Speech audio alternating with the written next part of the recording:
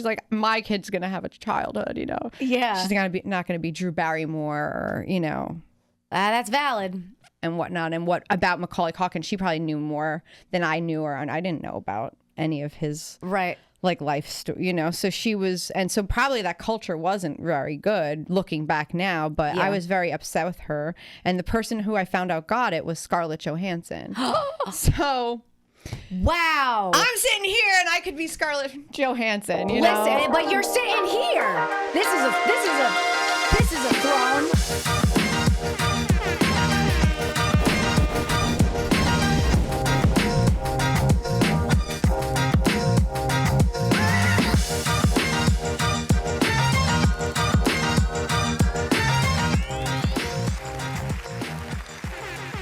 Hey y'all, we are back in studio for another episode of Act Up with me, Alana J, and I am so happy to be here at Bravery Studios today, the #1 podcasting studio in New Jersey. Pull up, plug in, talk your shit. Come through. We need you. We want you. All right, guys, I'm really excited for this episode. My guest today is a comedian, stand-up comedian, producer, creator. She does all the things, and she's a mom too, super mom in the building. Ladies and gentlemen, there are none of those here. It's Mary Jane Murphy. Hey, girl. Hey. Thanks for coming. You're the second guest I've had come all the way from Westchester. Okay. I'm so humbled. I'm so humbled that you came the distance. It means so much. I'm grateful to be here. This place is beautiful. This is a really nice studio. Right? Isn't it cute? I love all the lights. I love the all of the couch, lights. the upholstery. I love the piano. And she is blending right in. It looks like we're about to Right, this is like a burlesque corner. You've created a burlesque corner. I could crawl on this coffee table. I don't know if it would hold me. It doesn't.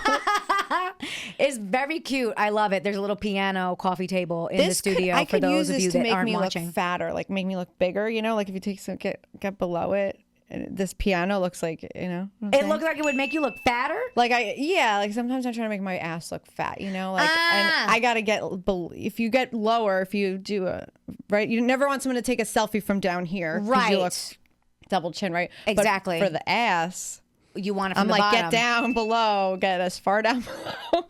You hear that? You hear that? As you can. If you try to make it look like that booty pop, you just learn how. You just learn how to. It's an illusion. It's all right. Everything's an illusion. Let's be honest. AI, the internet. All right, Mary Jane, we're gonna get into our first little seggy weggy. Okay. I don't know why I said that. I never want to say that again. I never want to say that again in my life. I know. I hate when that pops out of our mouths. All right, here we go. We're going to do random, because that's what this is. You already know what's happening. I'm going to give Mary Jane a random words, and she's going to say the first thing that comes to mind in association with that word. Are you ready? I'm ready. We got a minute on the clock. Let's go. Trainer. Train. Sympathy. Husband dying. That was specific. Context. Piano. Piano. That works in the context of this show. Definition. Definition? Yeah. Perky boobs. Oh. Mood. High. Director. Dominatrix. Oh, yes. Coffee. Something I don't drink. We are opposites in that regard. Art. Your friend that I met, that's an artist. Hey, Osei. Shout out to Osei. Poetry. Something I loved in 3rd grade. And that was another segment, Seggy Weggy of Random with Mary Jane Murphy. Thank you for that. Mm-hmm. What did you say? Definition? Perky boobs? Mm-hmm. Perky boobs. What was the inspiration for that? Yes. Our conversation before we started the show? No, I was thinking, I don't know, it brought me back to being like 15 and with a fake ID and going to a casino in Atlantic City, New Jersey with my mom. And my mom said, "Oh, you have such good definition. Your boobs are like so perky." And wow. I just had that memory. And it's the word definition just primed. It's such a touched a fascinating. neuron, and it just like that happened so fast. I'm very impressed. I am very impressed. And you were how old? And you went with your mother? I was 15. 15, going to AC with Ma Dukes. Shout out to Ma Dukes. Shout out to Ma Dukes. Because without you... Taking me gambling. Let's go, you know. Listen, the finer things in life, right? I think we went to one of Trump's... like he the owns Taj Atlantic Mahal. City, right? Yeah, yeah. I think a lot of them are closed. I was actually there recently. Atlantic City? Yeah. Bellagio?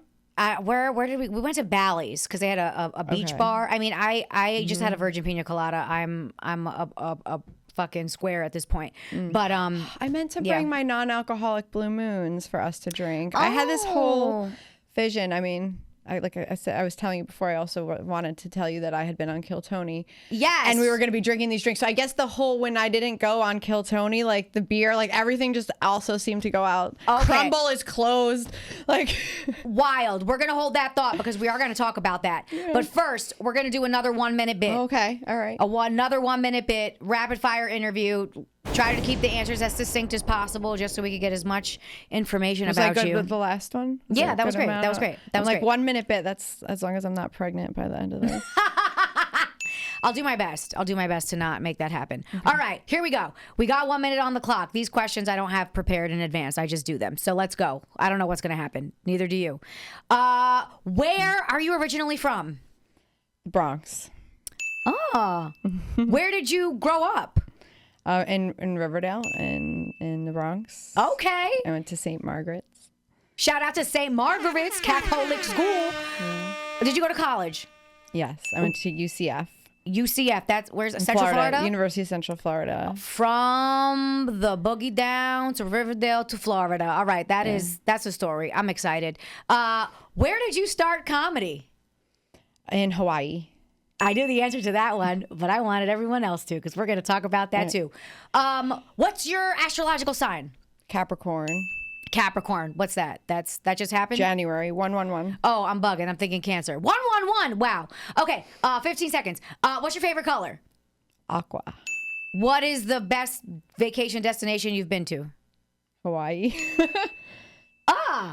And you got to live there. What's your favorite movie? Cable Guy. Cable Guy.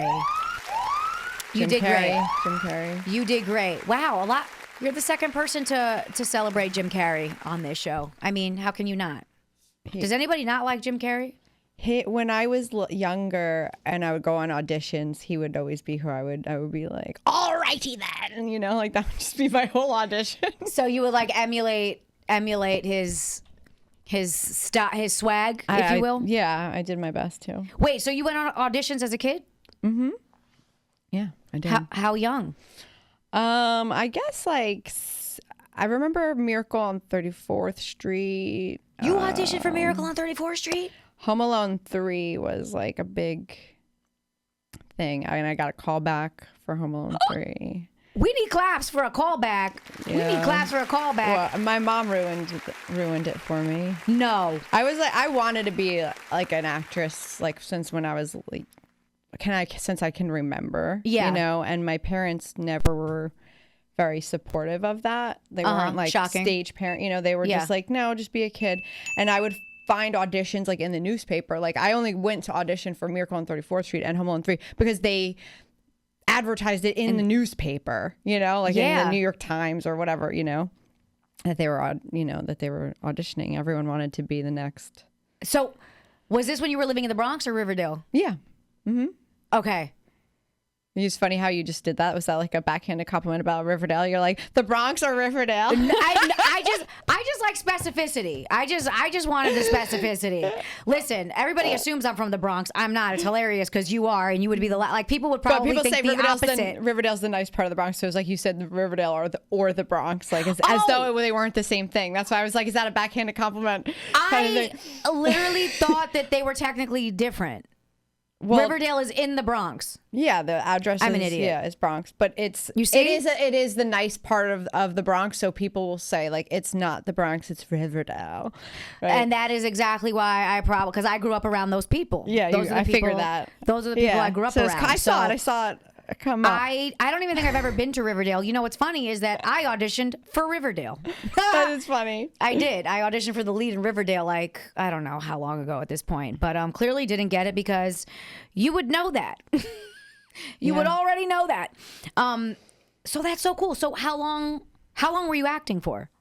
Well, so I really wasn't. I mean, really wasn't acting. Like, I mean, I was in like The Music Man and like at some school play, but that wasn't at the Catholic school, and those just auditions were just something I wanted to do, but my mom wasn't like getting me an agent or helping me. Right. And so what happened with Home Alone 3 was I got the call back, and it was me and one other girl, they said, for Margot, I think was the part. Uh-huh.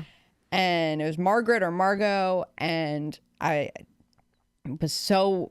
wanted this so bad. Like I would have done it. I would have sold my soul to be famous, like when I was a kid. Uh-huh. And I feel like a lot of us would have. They asked me if I would shave my head, move to Chicago, and I'd have to move to Chicago for several months. And I was like, no problem. Like if you have to shave my head for a scene, do it. Like it'll grow back its hair, Yeah. No problem. Did you have long hair as a kid?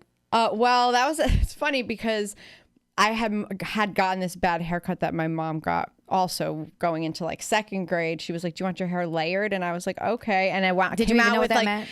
I didn't know it meant like short, like a boy layers. And so I had grown it out and I think, I don't know what grade I was in. Yeah. But I did have hair, but for this I would do it. Nothing else. I've never cut my hair short since second grade. Since my mom. So, but I would do it for, that's a big deal. Fame and fortune. Like it was. And so then they took my mom in without me, and I guess they told her the same thing. Like, you'd have to move to Chicago or have somebody go out there with her, and there's a scene where we would shave her head, and my mom was like, absolutely not. Like, I'm not uprooting my family. My mom already had her own career, so she was not gonna.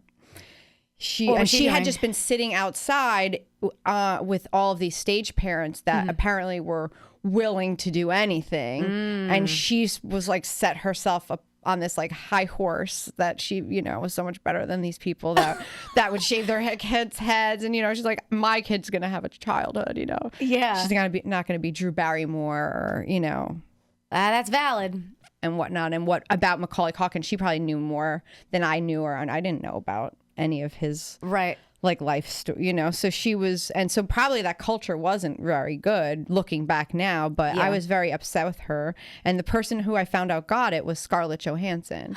So wow, I'm sitting here and I could be Scarlett Johansson, Listen, but you're sitting here. This is a throne. Look, I'm happy to be here. In New Jersey? I could also have been doing drugs and be a crack whore in the Bronx, in the South Bronx. I mean, I'd be saying I'm from Riverdale, and not in Riverdale. You could have been a crack whore in the South Bronx. That's very relatable. I feel they are for the grace of God. Okay, we're gonna go there a little bit, I guess, but like that's one thing that I have to tell myself, because when I think like, oh, I wish I started earlier. I wish I started acting earlier. Like. When I started, I had a manager basically tell me like that I was on my way out, and I was just like, wow. She repped mostly kids. On your way out. On my way out, like because I was in my 20s. Oh, okay. Yeah. So like as I could kiss the dream goodbye is basically what she was trying to say. No, I wasn't on Nickelodeon. You look like you're on Nickelodeon. No. Do I? Mm-hmm. There was one Latina that I remember from all that actually wound up working at the children's place by my house. I think her name was like Alicia, something like that. Reyes. I don't know. I could be making this up. How about MTV? Did you do any MTV? No. I was on BET. I was on Wildin' Out. Not Wildin' Out. Wildin' Out? I think that's on MTV. Wild Out Wednesday. I was on Wild Out Wednesday on 106 in Park on BET twice, but like with a team. I was stepping. Anyway, but like as far as starting the journey early, I have to remind myself like I'm sober now, but I already experienced kind of like a crazy story without being in entertainment. Imagine Me if too. I was in entertainment, like I'd probably be dead. You know what I mean? Me too. You know, sure. so like you said, we were gonna party no matter what. We were gonna party no matter what. Yeah.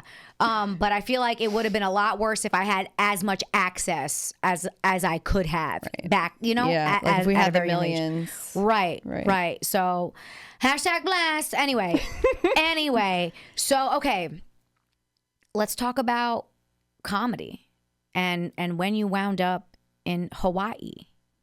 How did that happen, Mary Jane? Well, I had just gotten married. I'm also a physical therapist. Oh, I don't usually tell people that, but so okay. She's decorated and educated. Okay. You might shoot. We listen. We need some physical therapy in our lives. it's like comedy when you tell people and they're like, tell me a joke. When you tell people you're a physical therapist, like everyone like has something wrong with them that they want to tell you about, and they're like, yeah, and it's true. I'm like, do you want me to order you some equipment right now? Like what? I got some tape in my car. What are we? Do you really? No, I'm just kidding. Some kinesio tape. All right, so is that part of how you wound up? So that's the only reason why I was able to go to Hawaii. My husband was a musician. Okay. He's dead now. So that's why I'm back. Sorry to hear that. Thank you. That's so tough. it was like, let's go to Hawaii. Let's live this life. I had wanted to do comedy before we even moved to Hawaii. It was something that I was like, when I graduate and I've fulfilled my like role or what my parents want me to do, have a degree, have that plan B, like, because my mom always said, if you're going to be an actress or you're going to do comedy or entertainment, like you need to have a fallback plan. Yeah, what did she And do? I'm like, this fallback plan takes like a lot. She was a real estate appraiser, and then she went back to school and went into IT, and she worked at different banks and stuff. But she appraised like every building in Manhattan. Like if you go anywhere in Manhattan, she could tell you like the history of it, and also it's kind of amazing. That's fascinating. She's a really brilliant woman, my mom. Did she grow up in Manhattan? No, in Riverdale. In Riverdale. Yeah, Riverdale. In Riverdale, which is in the Bronx. Yeah. See, now... And she went to Mount St. Vincent, that the friend that you had on that was telling you her story of how she was couch surfing, right? And then she went to Mount St. Vincent. The college. Mm-hmm. Yes, Courtney. And that's where my mom went. Shout out to Courtney. Shout out to Mount St. Vincent. For a second, I was thinking, because there's St. Vincent Academy in Manhattan as well. And I have a bunch of friends that went to St. Vincent Academy. So anyway, a lot of Catholics in the building. Okay, so, all right, I just wanted to know, because as you mentioned, like she wasn't like a momager or anything like that. So, okay, you... physical therapy to kind of check the box, plan B. Always wanted to do comedy. Right. Went to Hawaii. And I was like, now's my time, And this was, did you start when your husband was still alive? Yeah. Oh, yeah. Okay. Yeah, I did start and he was, so for Hawaii, we were only going to go for a year. And right. So then I thought when we were going to come back, that was the original plan. But he was like being a big fish in a small pond versus New York City. He was already doing well here. I mean, he was doing well. He was a professional guitarist, and he was really good. He was with the he also did like what do you call it, jingles, and he worked for a while, and so he would make like $10,000 sometimes for like a few seconds of music. Dude, that's amazing. And that was like a whole field where like you for a while you couldn't watch TV without hearing one of his things that he was on. But that, I guess, that area or whatever, that it kind of crumbled with new technology, as what I'm guessing. Right. So then he just was doing his normal thing, gigging for all these different bands and stuff. And in Hawaii, he was doing it. He had been on stage with Jack Johnson, and I mean, big, working with this thing that Dave Matthews was going to be on. And he was Kimmy A. Minor, who's really, do you know Kimmy A? No. Oh, and she's very big in Hawaii. Artist, like pop artist, and he was her guitarist, and a bunch of other bands. It was like everybody used him because he was so good. And it's a small island. Like how many good guitarists are there going to be in a small place like that? Like he could play anybody. They could just say, "Here's my music," and he would show up and be able to play it. Wow, for them. He's a righteous so dude. it was. Which exactly where in Hawaii? I'm trying to say it correctly. Hawaii. Is it Hawaii? a V? Is there a V Some to the people W? say it. Some Hawaii? people, yeah. Some people say it like that, yeah. See, I didn't find out till I was on the airplane that I've been saying it wrong my whole life. But I can't even. Anything I try to say, unless it's to someone really much whiter than me that hasn't been to Hawaii and it's not being recorded. Yeah, we're not gonna get canceled for mispronouncing Hawaii. We're not doing that. Not today. There are bigger things to get canceled over. We'll save our ammo for that. Yeah. Okay, that's really amazing. That he was able to establish himself both here and there. And then so we were staying there for that, like for him, because he was doing really well. And he was also doing weddings, which was also really good money. Right. And how many freaking weddings? There's probably 100 weddings in Hawaii a day. I mean, not that much, but it was people that have huge budgets. Right. And then he was getting to book their wedding. It's expensive. It's expensive as hell over there. Oh my God. So expensive. I think it might be the highest out of the 50 states, the cost of living. Probably. I think so. Fourth? It's the fourth highest. Thank you, Marv. But they probably have things that are the first highest in cost. It might be the fourth all over, but there's like milk. I don't know milk anywhere else that's going to be more expensive than Hawaii. How much? How much? It was like, I mean, I don't know what it's probably like $12 or $15 now. I don't know. A gallon? I'm guessing. I could be way off. Like, what's a banana? But holy cow! Yeah, I did that. It was a lot when I was there. That is insane. So, I mean, and what's insane is that it's an island, so that they should be able to, like, they can harvest 365 days a year, like everything there. So that is also kind of crazy how the cost should be less. It should be, but insane. I don't know. We're not going to get into economics because let's not. But I'm gonna need a nap. But how was the scene over there for you? So your husband was excelling. How was this artistically? How was the scene over there for you? It was good. I mean, it was small and it was supportive. So it was like a low ceiling, sort of like the same thing, small island.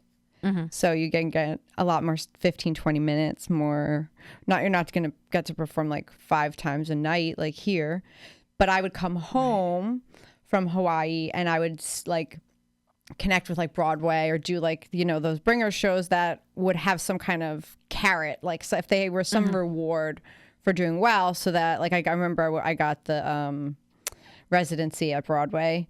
So nice. I came, and so then I would come home and stay at my parents' place and do like 2 or 3 weeks in New York comedy. And then I would go back to Hawaii and be like so much better, and everyone would be like, whoa, damn, because I would go 5 times a night every night, right, and was doing the residency or whatever else I could get. When you were going 5 times a night, were these all shows or were these like some open mics and mics? shows? No, open mics. Like okay. you can just that's New York City. That's what's so great. You can grind.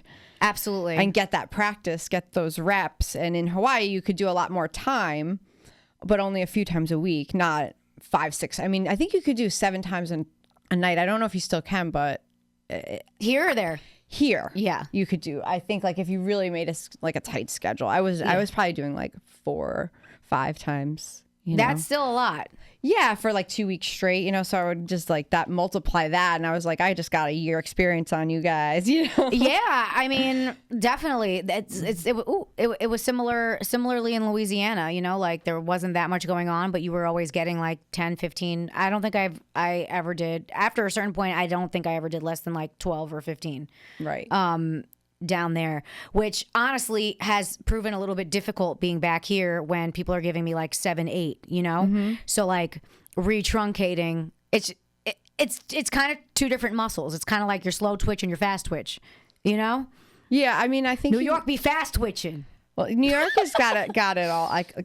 You got to have like that 1 minute, like that Kill Tony 1 minute, and then and up from there is my belief. You have to have your 1 minute, your 3 minute, your 5 minute, your 7 minute, all the way up to your half hour or your 45 minutes, 1 hour, whatever. You know? Like I'm at a half hour, 45 minutes, which is what I want. I feel like that's the next step, is to start looking for places where I can headline, and even if it's for free, just like give me rooms to do that in. Absolutely. I mean, the road is really the best place to do that. You can pretty easily find that. It's harder up here, you know, but yeah, 7, 8, you're right. That's about average what you're gonna get. Yeah. But we got this. You might have to suck some dick to get on. No, I'm just kidding. Oh God. Yeah. Hopefully not for 7, anymore. 8 minutes. Oh man. On some grimy stage. Welcome to New York City, baby, right? Welcome to New York City. Yeah, that reminds me, one of my guests, just shout out to Johnny when she was on the show. She talked about like how every time a new opportunity presented itself, there was a dick blocking the door. So Operation Remove Them. Yeah, New York is a sexist place for sure. Oh yeah, right? I mean, I feel like kind of for opportunities, like for comedians especially. I would concur. You know, it's funny because the other night I had a show at St. Mark's, and I was the only gal. on the lineup. Right. There were supposed to be 2 others. I don't know. I know one of them had to head out of town for a family thing. I don't know what happened to the other one, but yeah, even just being backstage with all dudes, like I'm already an antsy person, you know, naturally on my own by myself. But like being in a close quarters with like 10 dudes, everybody was like, "Are you good? Or like, are you next?" And I was like, "No, yeah, I'm fine. I'm not next." They're like, "Jesus, relax, sit down." I'm like, "Oh, I would, but you, all of you, it's just." Are you guys all hard right now? Oh God, I don't know. I mean, that's what I'm imagining. I'm imagining 10 hard dicks around you, and you're in the middle. And you're just like trying to get out like a ping pong. Yeah. And everyone's like, "Are you okay right now? Are you all right? Are you okay?" And you're just like the worst, the worst maze the worst maze ever. Either a dream come true or a nightmare. It just depends. It depends on your perspective. It depends on the day and where I'm at. The quality of the guys. And where I'm at in my cycle, if we're being honest. Right. It depends on those things.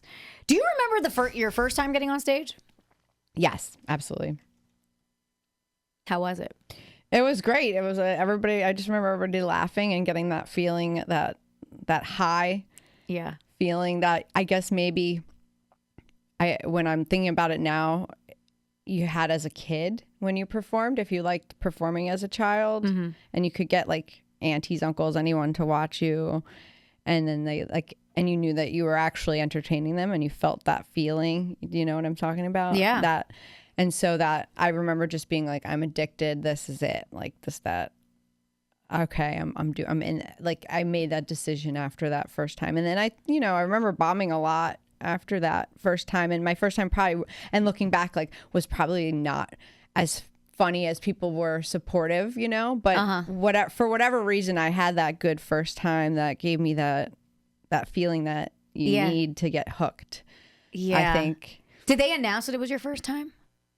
I don't remember if they did. They might have, because that always helps. I feel. I think they might have announced it as my first time. Yeah.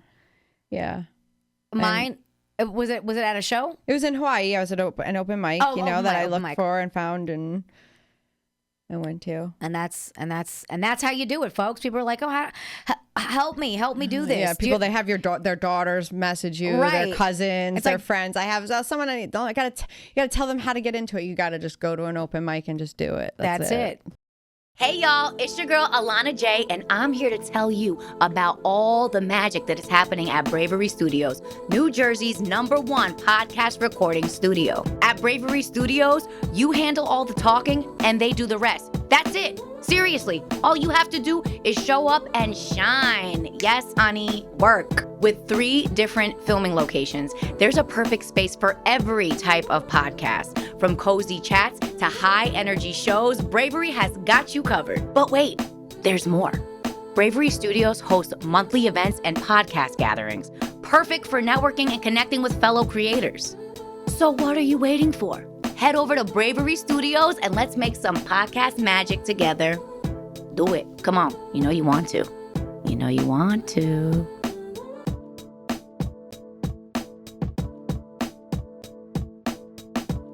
That's it, y'all. You heard it here. Mary Jane said it. Just do it. You gotta just do it. Find a mic and do it. And then keep doing it. And you know what's funny? I'm a hypocrite because I was one of those people, like reaching out to people like, what should I do? Me too. Should I take a class? And people are like, fuck classes. And I'm like, but I don't feel competent. And I feel like in order to be competent, I need someone to tell me what to do. I did take a couple of classes, which actually I think did more harm than good. I'm going to be honest. I think I would have just been better off just going to mics. Before I took a class, I did go to a couple of mics. And my first mic was literally in like a classroom. Okay. At, you know, the Magnet Theater in the city? They're one of the theaters that they're like an improv school. Okay, yeah. Comedy school / theater. And yeah, my first open mic was basically in a classroom. And I did great. And then I definitely bombed the next time. But I also went to like a different type of mic the next time. Because, I mean, you know, mics up here could be... I mean, you could be the best comedian in the world, and if you go to certain mics in New York City, you will still bomb at those mics because they're soulless, and no one's going to even pay attention to you. Yep. Dude, the other day I took it so personal. I was at a mic at Broadway, and like there was just one dude in the front and shout out to Audrey Mora if she's listening. We're going to pretend. Shout out to Audrey Mora, who's definitely listening, and Broadway Comedy Club. Like, she does a great job. She does a great job of setting up the room, you know, and that's so important. Like, for any show, mic, anything, she does a great job setting expectations at the top. Like, we're gonna pay attention. We're not going to be selfish. Mm-hmm. She literally says that, and it's great. And then I think I was one of the first people up. Anyway, there was literally just one dude just like in the front row, just in his notebook the whole time, and I was like directing my energy directly at him to see. It didn't work. I would have taken his notebook. Dude. I would have bent down and taken his notebook, and I would have chucked it. You know, like a dog to fetch. You know, and I would have said, "Get the fuck out of here." I suffer from having a short appendages, so I don't even know if I would have been able to reach. That would have been funny. I did. Now I'm gonna put it in my pocket, save it for later. Yeah, I gotta start fucking with people more that fuck with me. Attack people. You know. Anyway, it's definitely. Have you ever been booked on a surprise comedy show where you didn't know, like that, where you get there and you realize, oh, this audience does not know that there's going to be a comedy show, that this audience is not here for comedy, that they're just here because they would be here anyway, eating or going to this bar, and now you're like, great, I have to do comedy now. Absolutely. Yeah, absolutely. That would happen a lot of like bar shows. Mm-hmm. You know, just barking randos in off the street. It could be hit or miss, you know?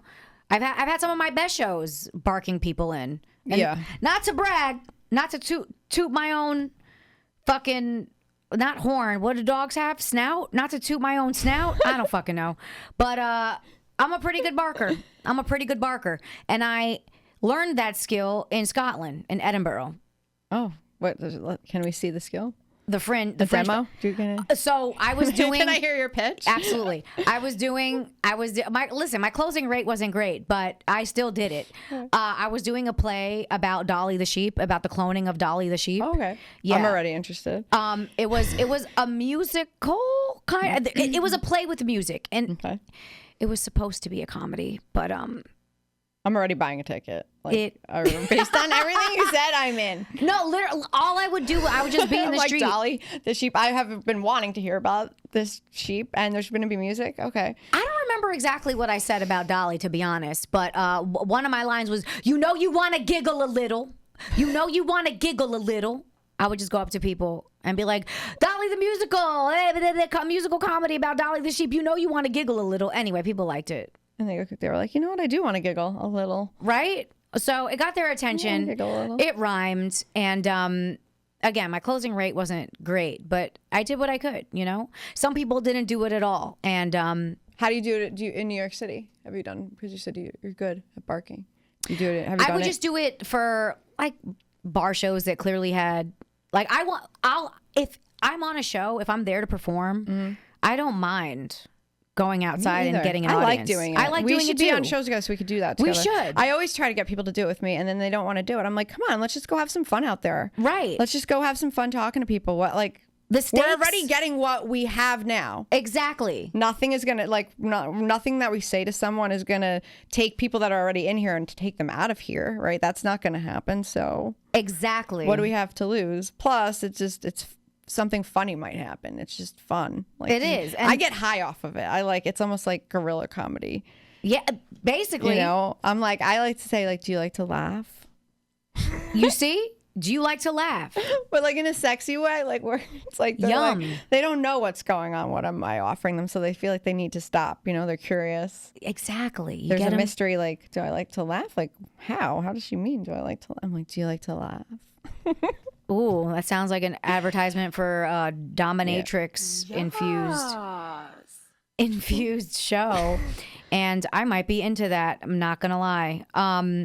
Have you seen the Naked comedy show? I haven't seen it in real life, but I've seen Instagram, right? I've seen about it. Yeah, me too. You haven't been to it? No, I've just seen it on Instagram, and I'm like, I know, interested, right? I know one comic that did it, a dude. Okay. And I hit him up like, are you what? How did you do that? And he was like, yeah. He was like, honestly, once they started, he said, once I got on stage and started talking, like completely naked, y'all. This is a show that is completely nude, head to toe, scrotum out, labia out, you know, flapping in the wind. No phones, nobody gets to record or anything, so you got that going for you. Very important, caveat to mention. It's an experience. Yeah, but comics are doing this, y'all. Comics are doing this. If you're one of them, I want to hear from you. Let me know, because I don't think I could do it. I hope I get paid for that show. I better get paid for that show. Yeah, I'm not doing that for free. I know at Skank Fest that's one that, like, I know when people don't get into that, there's always like a few hot girls from the scene that are like, okay, I'm gonna do the naked show. They don't get paid for that. No, they don't get paid for that. It's like a naked roast battle or whatever. But I mean, if they had done it and then something amazing happened in their comedy career, I would be running to do it, you know. But I'd be running in heels. She's got her dominatrix heels on. She was running them shits. I want to see the opportunity, you know. Yeah, but come from it. But if you're just getting naked and then there's no pay at the end, yeah, for what? You're just humiliated yourself, basically, and for free, you know. That we do that enough as comics. The audience is naked too. What?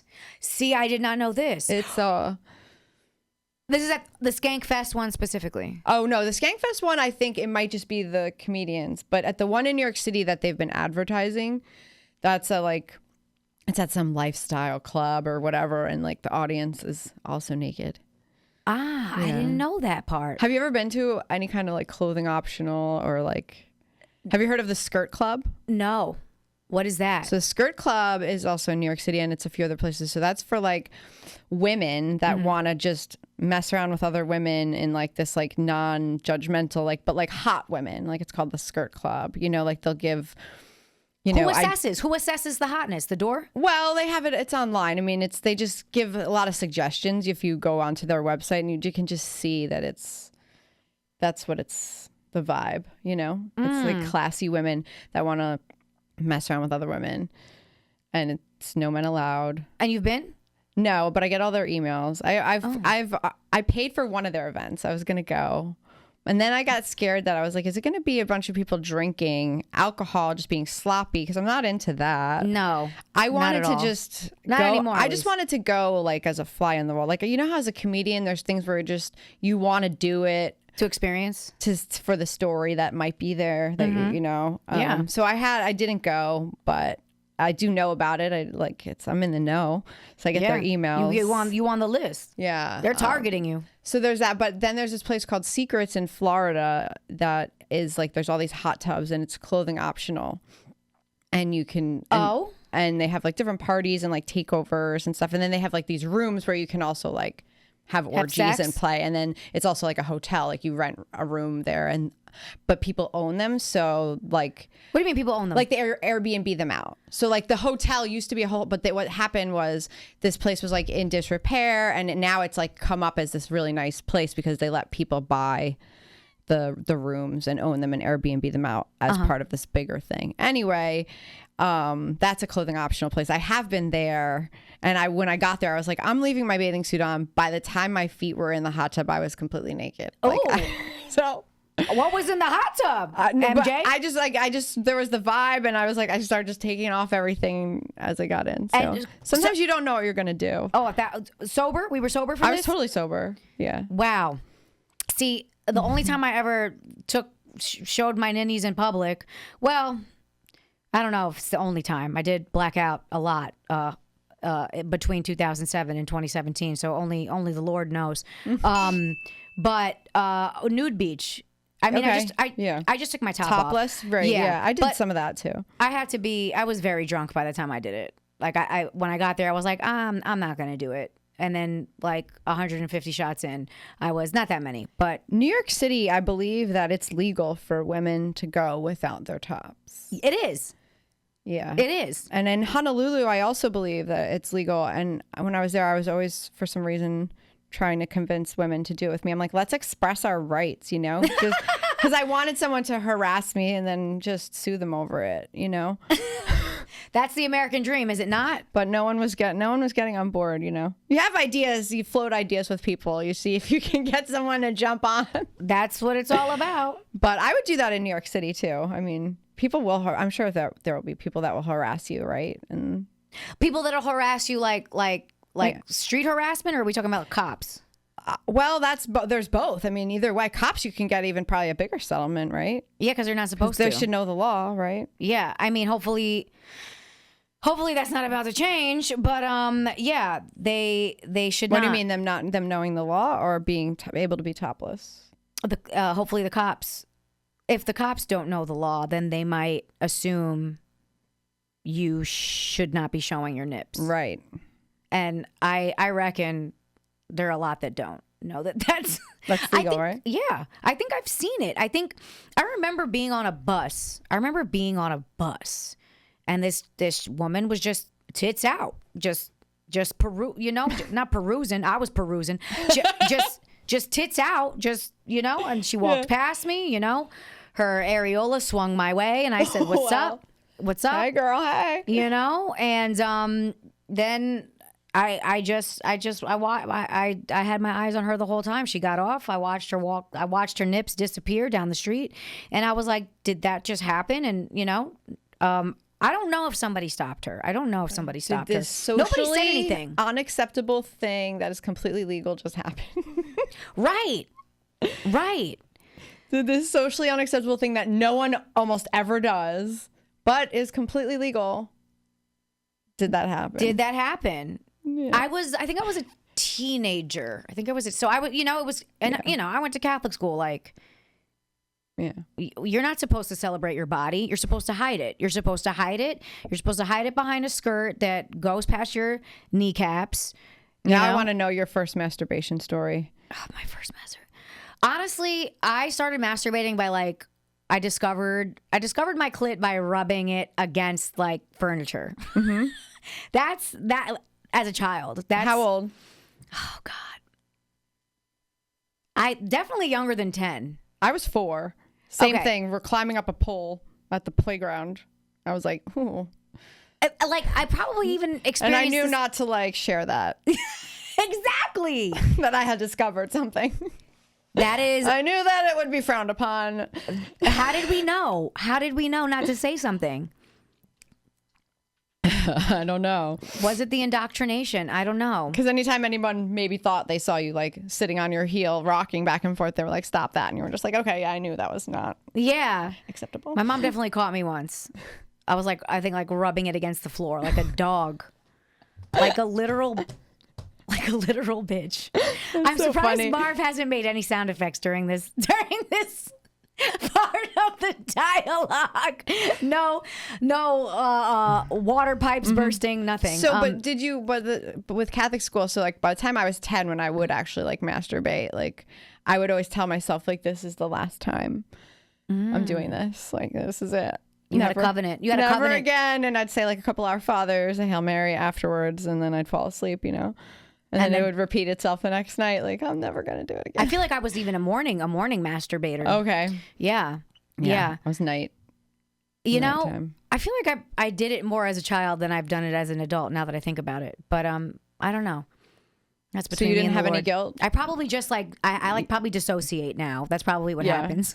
But as a kid, you didn't have guilt, like how I was saying, how I actually believed it would be my last time. Like every time I was like, I'm never doing this again. This was really bad. I'm sorry, God.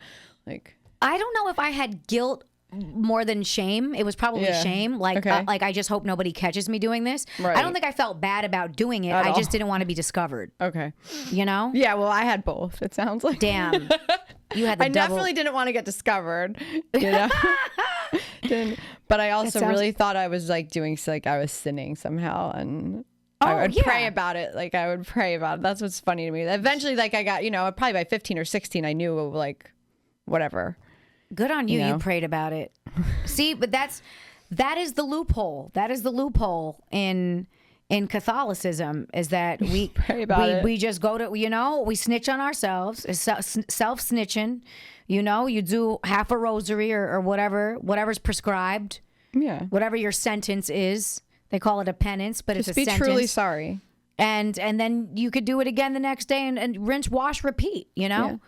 It's an interesting system, I must say. It works. It works. It works. It works. Yeah. Done. So, okay. Comedy. Oh, no segues. Going from masturbation to your, maybe it is kind of relevant because you probably talk about masturbation on stage a little bit. I don't know. But your comedy festival. You are the producer, creator of a comedy festival. Yes. Yes, I am. Tell us about it. Hudson Valley. You gotta blow it out. I just now you just made me want to join. I'm like, let's. I knew you were gonna say that. High. I knew you were gonna say that. It's probably just been long enough too, right? It's wearing off. Yeah, we're almost an hour in, so yeah, it's been a minute. Yeah, it's been all a over minute. the place. I love it. You just took a break. Hudson Valley Comedy Festival. Last year was the first year, and I had no idea what I was doing. I just knew I wanted to do a festival, and I don't know if you feel this way, but like I also like enjoy other people's talent, and I like being being a talent scout, Dude, yes. And there's like you put on your talent scout hat, and you're just like you can just appreciate just different people and their funniness, and so like I thought it was gonna be hard to watch everybody's videos. Yes, some people suck, and you just like that they're not getting in after 3 minutes. Nothing's going to change between 3 minutes and 5 minutes. So you just turn the volume down and let it run. It's coarse, but it is what it is. At least you let it keep going. You give it a chance. Well, I figure I don't want them to say that I didn't watch their video and they paid or that for me to watch their video. Yeah, they're going to see the plays. Some I would do, like I was doing a podcast, and maybe I'll do this again, like where I would watch some of the videos live, and comment on them. So that it's just fun. It's just fun. Last year was 50 comedians, and then like some star-studded comedians. So this year I want to like use the success of last year's to get sponsors and get some like bigger names on it, and then just have it. The idea was like January is a time where like everybody's feeling kind of blue and kind of down, and there's no more, summer, so it seems so far away, and like in the past and starting in the future, over, it's a new year. Christmas is done, and it's like, so we do Martin Luther King weekend was what I did last year, and I'm going to do the same thing because it's like allows people to come out on Sunday night, Yeah. And it was a good success last year. People really liked it, so I'm hoping that this year will be better, and I'll correct all the mistakes that I made, the many, many, many mistakes that I made. Okay, I'm sure it wasn't many, many, many. There was a lot. There was a lot of mistakes, Did you run it by yourself? I did run it like I had a couple people that I hired, and even that was sort of a mistake. You gotta know. There was one guy who was doing great, and then he just seemed like he was doing cocaine.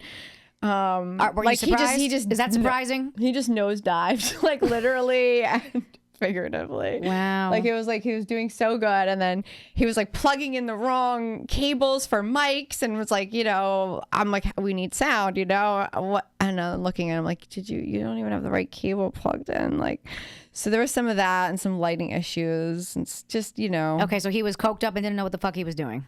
Yeah, that was. But I also felt like I should have known everything also, so that I could be right on top of realizing like it's the wrong cable. Like it took me too long to figure that out. Right. Like you know what I mean? I do. I absolutely do. But you just when you think people like you're like I'm paying these people, they're gonna just take care of it. That's what you're expecting. But when you're the face of something, if people fail you, you're still the failure. I'm not saying it was a failure. It wasn't, but like. You are the failure of whatever happens. Whatever goes wrong, it's on you. Yeah. So, and that they're going to remember you. They're not going to remember. They're not going to remember who I hired. I'm the one who hired that person. Cokehead Caleb. They're not going to remember his ass because they don't even know he exists. So valid. Well, congratulations. You said you had some can we name drop or no? Some star-studded. No, because I don't have them like under contract yet. So the last one. Oh, anybody that you were like super excited about? Having? I'm trying to. I'm drawing a blank. That's okay. I mean, I loved. I don't remember people's last names, and I'm gonna say them wrong. It's okay. Can you say your first name? Boris Yakin. I loved him. He was on Broad City. There was like so many people that had TV credits, and then now I'm just like.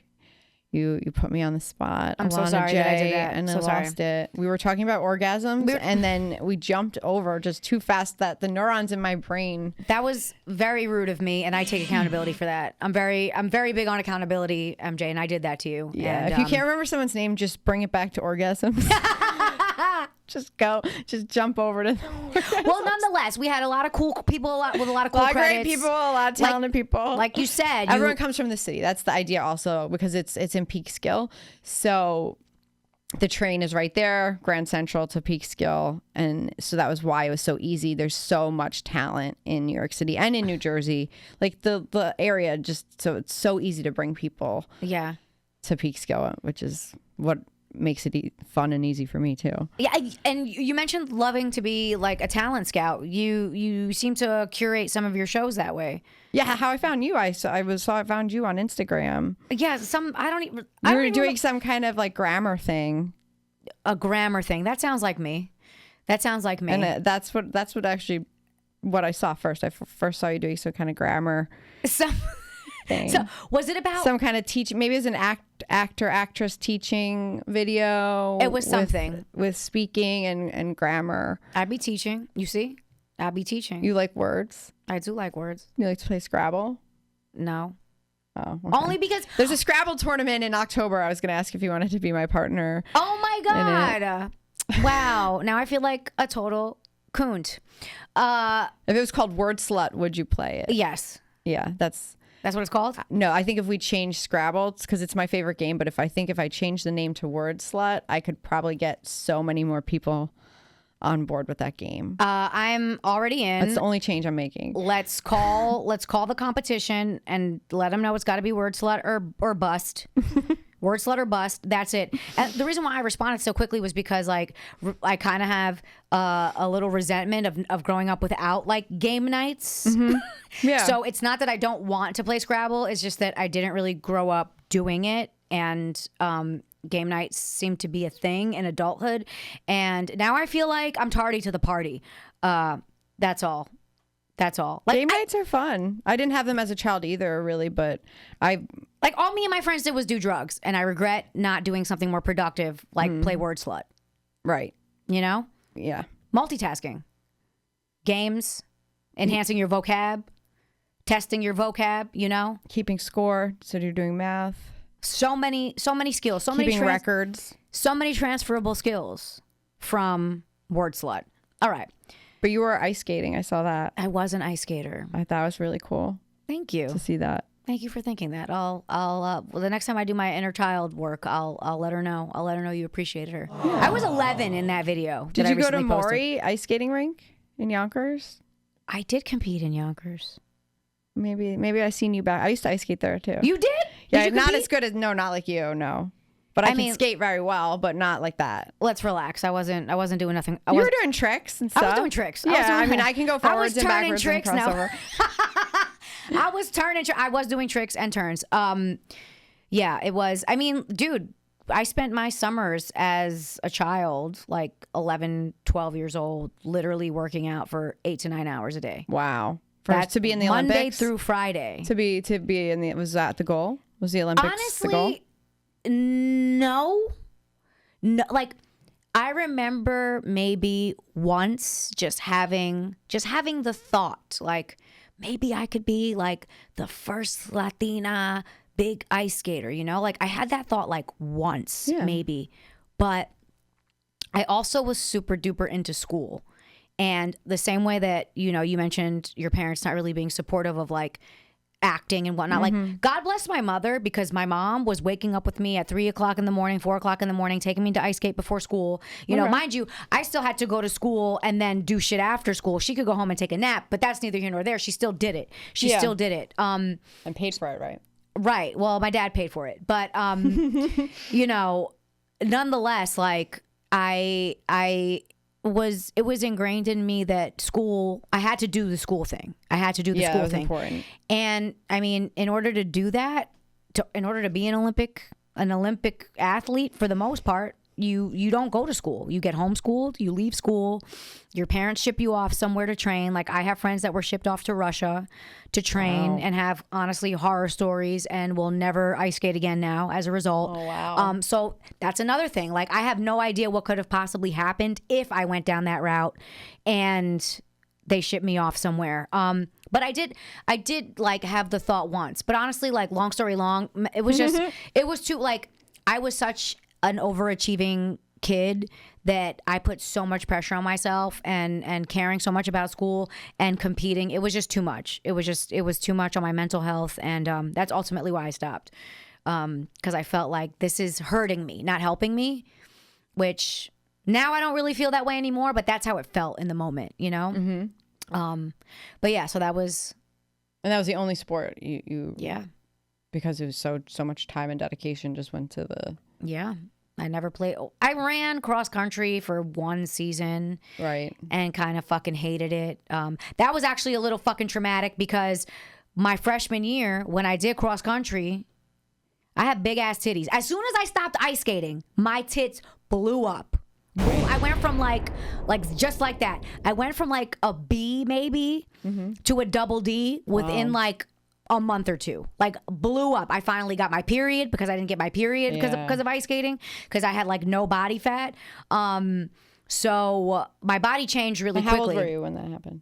I was like 15. Okay. And I started doing cross country and my tits were big already at this point. It was an all-girl school, Sacred Heart on 91st and Madison. I accidentally left a bra on the bus. We had a bus. We had a bus that would take us to Van Cortlandt Park in the Bronx. Right. Bringing it back. Full circle, guys. I went running around in circles in the Bronx at Van Cortlandt Park. Get on a horse there too. Not to be confused with Riverdale. And well, is it? It's very close. God damn it. It's right there. All my New Yorker friends are like, see, Alana, we told you you're from Jersey now. Anyway, I grew up in Manhattan, okay? I'm sorry. And when I went to the Bronx, I was driven there. So I left the fucking bra. I left my fucking bra on the bus. And the next day, my teacher, like, basically she held the bra up. She bra shamed you? Dude, in front of the driver, in front of all the other girls, like, whose is this? This is disgusting. How could, like, she made it. What was so disgusting about it? That you didn't have it on you? Or like what? Well, because we had to train into sports bras, right? Yeah. Like, I had my regular bra. So big deal. Like, what? I don't get it. I was so embarrassed because, like, everybody, I think, kind of, if you looked around, you could do the math whose bra that was. You know what I mean? Right. I was the only one rocking knockers like that. Rocking a rack like that. You were peaking. I was just you were peaking and she wasn't having it. She wasn't. She was probably jealous. Miss Ambrosia was probably jealous. I wish we had a picture of her. We could bring her up on the screen. Yeah, I wish.